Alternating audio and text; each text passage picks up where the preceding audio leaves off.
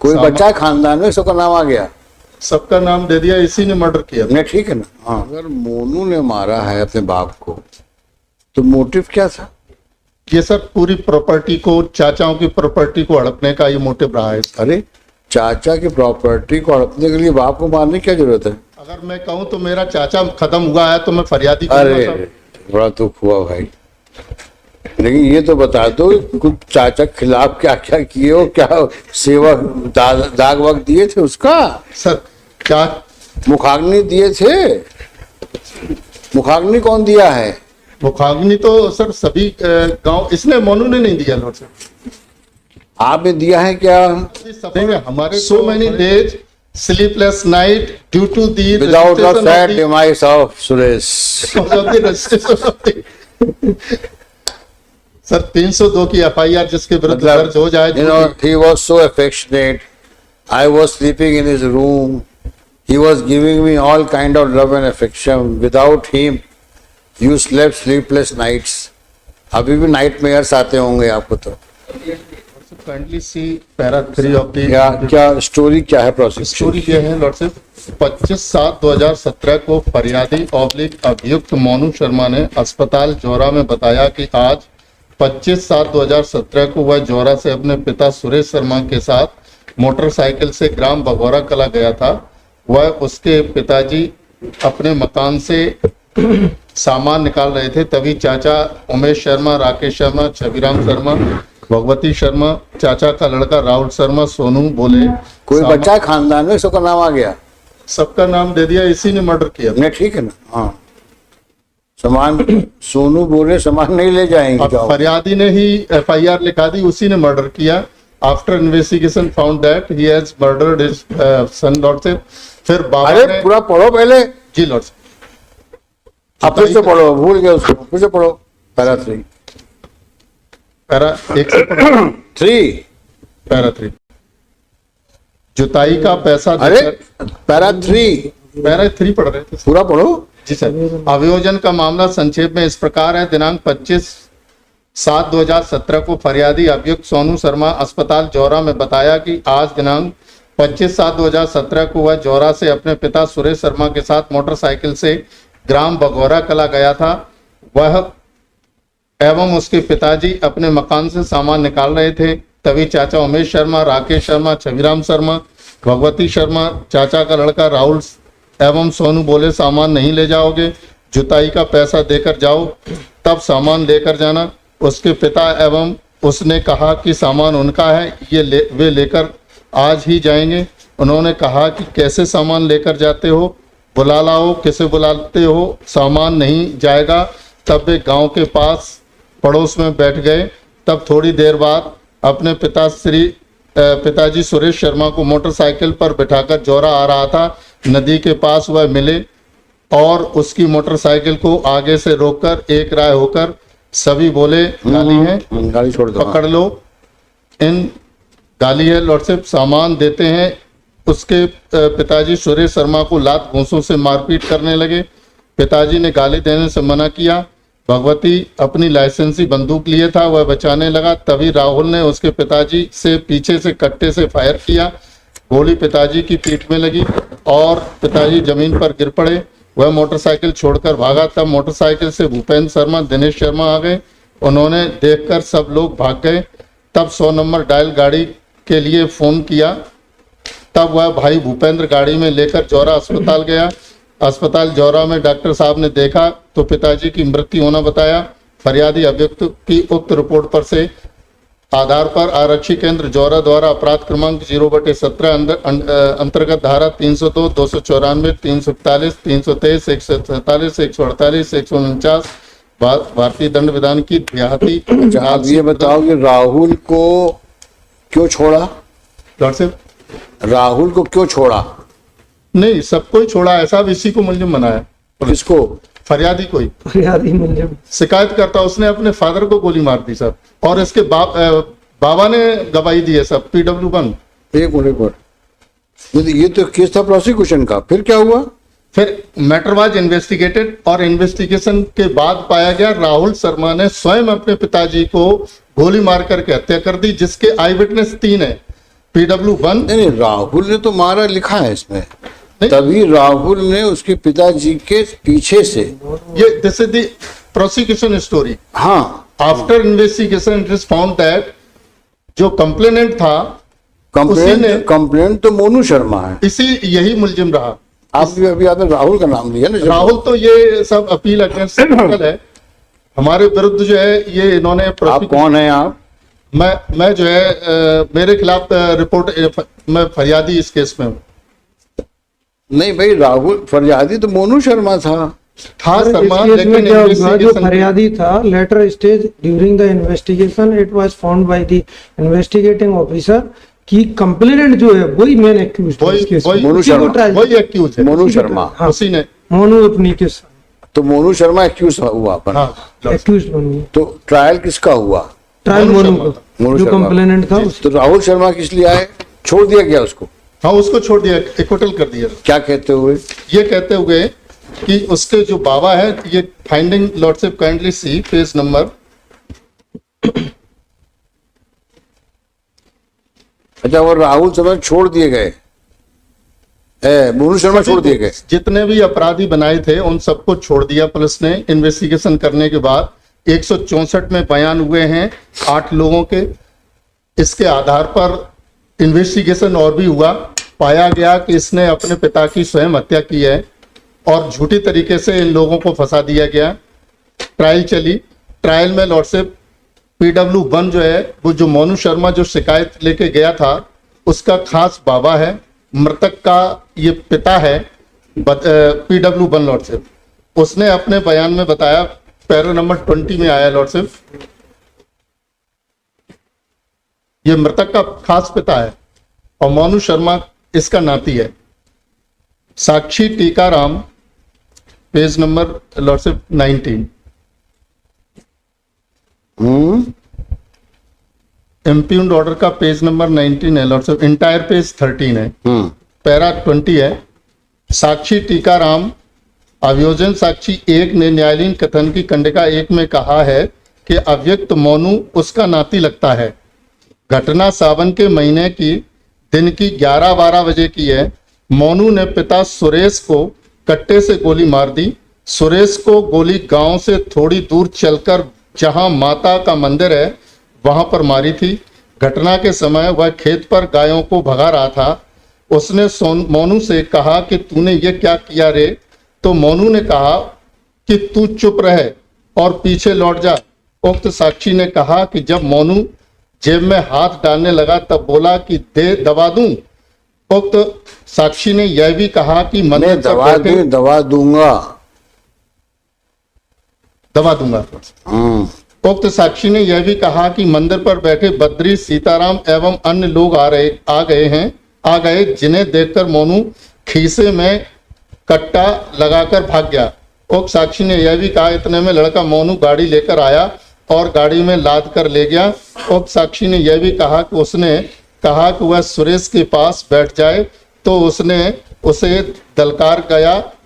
उक्त साक्षी ने यह भी बताया कि ये सब लौटकर गांव गए। अच्छा, अब ये बताओ जी लो। कि अगर मोनू ने मारा है अपने बाप को तो मोटिव क्या था?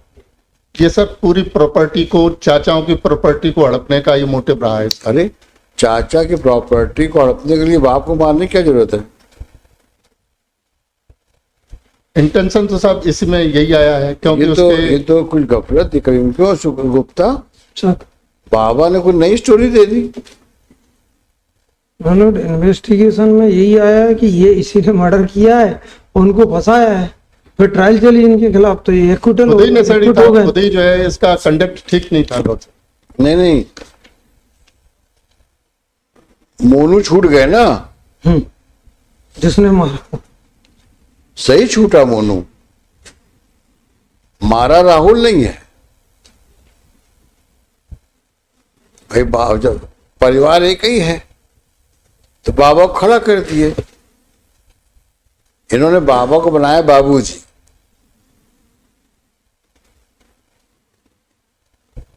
आप खुद सोचो कि जो झगड़ा हुआ है, बाप बेटे एक मोटरसाइकिल में थे, सामान उठाने पर। ये झगड़ा कहीं भी लॉर्डशिप भाई आप मुझे एक एविडेंस दिखा दो रिकॉर्ड में जो बेटा बाप के खिलाफ बाप को फिर एलिमिनेट करके वो कुछ पा जाता। बाबा जो बोले हैं, बाबा ने बाबा के अलावा और भी आई विटनेस बोले जो मंदिर के सामने बैठे थे लोग। हाँ, तो क्या बोला, क्यों मारा भाई इसने? कोई अपना बेटा बाप को क्यों मारेगा भाई? कोई प्रॉपर्टी मिलने का हो कुछ हो, तो कुछ ऐसा कोई एविडेंस आया है क्या? कर्जा था, उस पे लोग दबाव बना रहे थे। किस पे? इसी पे मोनू पे लॉर्डशिप। उन लोगों को पार्टी बना, उन लोगों की गवाही करवाई क्या? किस पे पास कर्जा था, क्या था? सब बयानों में आया। नहीं, बयानों में आया तो मुझे आप ये तो देखो पहले कि कोर्ट ने सारी एविडेंस को कंसिडर करने के बाद लिखा है। और टीकाराम की जो वो है गवाही, वो विरोधाभासी है। हाँ सर। मटेरियल पॉइंट पर नहीं है लॉर्डशिप, इस पॉइंट पर है। मैं बता देता हूं जो फाइंडिंग आई है। नहीं, जितने भी तुमने किए हैं सारे के एविडेंस दे आर कॉन्ट्रडिक्टरी।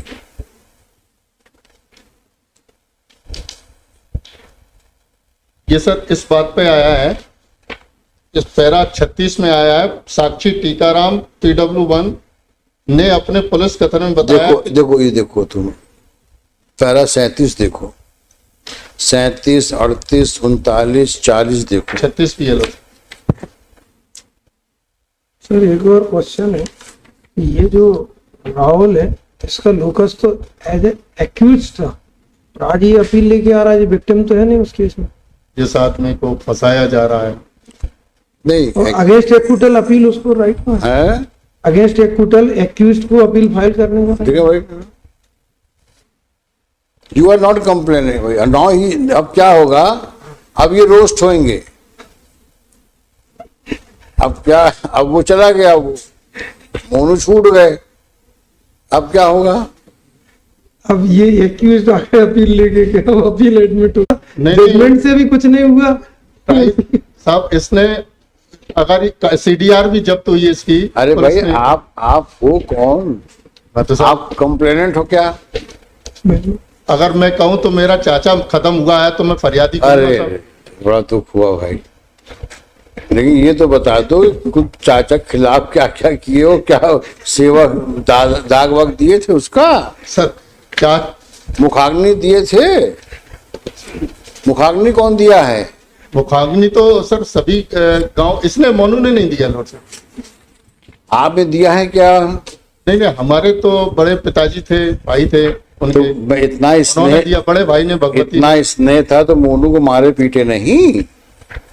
क्या किए मोनू? मोनू बहुत क्रिमिनल है सर, उसको कहां से उसने तो सब। नहीं, आप तो निहायत शरीफ हैं, लेकिन आप बतावें तो आपने क्या रोल प्ले किया 272 में? अगर आप 302 की लाइफ को चेंज। अरे भाई मेरे को आप बताओ, आप nearly allegation of the 302 is against any person. आप प्लीज टेल मी 372 में पहले आओ तुम मुझे ये बता दो कि 162 में बयान क्या दिया था? आपने 162 में क्या बयान दिया था? 161 में? 161 में मेरा बयान नहीं लिया गया, ये टीकाराम का बयान लिया गया, बद्री का बयान लिया अरे गया। भाई हम आपका पूछ रहे हैं बयान, आपका क्या बयान रहा 161 में? हमें तो एक्यूज ही बना दिया गया, मेरा कोई बयान नहीं लिया। नहीं हुआ आपका? मेरा नहीं। 313 में कुछ कहा आपने? 313 में सर हम एक्यूज नहीं थे, इसलिए इनके खिलाफ 313 ट्रायल चलिए ही नहीं। मेरे खिलाफ चलेगी नहीं तो तो अब 313 सवाल ये उठता है गुप्ता जी की आपत्ति ये है कि जो प्रोवाइजो है 372 का, उसमें आप विक्टिम कैसे कहलाओगे? ये बताओ। चाचा खत्म हुआ है तो सर विक्टिम, अरे चाचा पर्सन तो है ही है भाई। विक्टिम मतलब होता है, दूसरी बात नहीं विक्टिम होता है कौन? जिसके खिलाफ जिसके अपराध होता है वो विक्टिम होता है। आप कहाँ से विक्टिम हो गए? कोई सुप्रीम कोर्ट ले आओ, तो विक्स का टाइम दे दें सर। वो भी हाँ, सुप्रीम कोर्ट के फैसला लाना है, नहीं कि खुद लिख के ले आओ। Sir I will try to Supreme Court और the divisional bench of any. नहीं देख लो कि उसके पास 4 जजमेंट हैं, डॉक्टर साहब उसके पास 4 फैसले हैं, पूछो कहाँ कहाँ के हैं, पूछो उससे। नहीं, ये नहीं बताएंगे साहब। बताएंगे ना, पूछो। तो क्या बताया साहब ने? No, victim की definitions क्या है डेफिनेशन? victim की definition has been defined in CRPC. Victim means a person who has suffered any loss or injury caused by reason of the act commission for which the accused person has been charged, and the expression victim includes his or her guardian or legal heirs. तो अब तुम legal hair कहां से बन गए? Victim की definition में आने के लिए लीगल हेयर कहां से बन गए? वो सब अटेंडम यहाँ देखी, लेकिन अब सुप्रीम कोर्ट देखना है तो फिर मैं नहीं देखना क्या, वो आप तय करना। मैं तो केवल ऐसी नजीर चाहता हूं जिससे हम बात दें ये कहने के लिए कि आप विक्टिम की परिभाषा में आओगे। आधे क्लॉज में तो सर आते हैं हम, क्योंकि ये एज फिर भाई आधा क्लॉज पूरा clause means a person who has suffered any loss. I have this suffered so many days, sleepless night due to the without the registration of sad the- demise of Suresh. because of the registration of the- sir 302 की FIR जिसके विरुद्ध दर्ज हो जाए, you know, he was so affectionate. I was sleeping in his room. He was giving me all kind of love and affection. Without him, you slept sleepless nights. अभी भी nightmares आते होंगे आपको। तो सारा प्रॉब्लम ये है कि मोनू के छूटने के बाद अब तलवार आपके सर के ऊपर आएगी। समस्या ये है, वो स्टोरी झूठी साबित हो गई, पुलिस 178 में फिर से चालान पेश करेगा, अब उसमें आप एक्यूज कहलाएंगे। ये है दिक्कत, क्योंकि जो आपने गवाहियां पेश करवाई वो सब झूठी मानी गई, सब गवाहियां झूठी मानी गई कोर्ट में, इसलिए अब फोकस आपकी तरफ आ रहा है। इसलिए सुरेश के साथ आपका जो प्यार मोहब्बत है वो सब सामने दिखने लगा आपको। खत्म करें, क्या करें? खत्म नहीं सर, हकीकत तो यही है कि मारा उसी ने। अब ये तो लेकिन सर- ना आप थे वहां, ना हम थे वहां, तो केवल जो मरा है वो मारने वाला था। कोर्ट ने फाइंडिंग दे दी कि गलत झूठा आरोप लगाया गया, छोड़ दिया उसको। अब इसके आगे हम नहीं जा सकते जब तक कि आप हमें ये ना बताते सब एविडेंस रिकॉर्ड में ठीक तरीके से। और प्रोवाइडेड पहले आप ये बताओ विक्टिम में आओगे, फिर आगे बढ़े हम। जी सर, ये 2 वीक्स टाइम दे दें हमें, कोई अथॉरिटेटिव जजमेंट में लॉर्डशिप को पेश करूंगा। देख लेना, ऐसे हाई कोर्ट का लाना जो मतलब अथॉरिटेटिव लाइन सर, हाँ मतलब अच्छा फैसला जैसे से होगा प्रेसिडेंट। जो प्रेसिडेंशियल वैल्यू रखता हो, ये नहीं 4 लाइन का ऑर्डर हो। ना ना ना ना वो बिकॉज आई वांट इट, ऐसा ऑर्डर नहीं। रेसिडेंसी से मिलेगा सर, प्रेफर उसको करो। ये अब बात कही आपने बढ़िया। Let counsel prays for time to address this court as against the objection and to address this court as against the objection of maintainability of appeal at the instance of the appellant within the meaning of section 372 Right. of the CRPC. 2 weeks. This appeal. Review petition.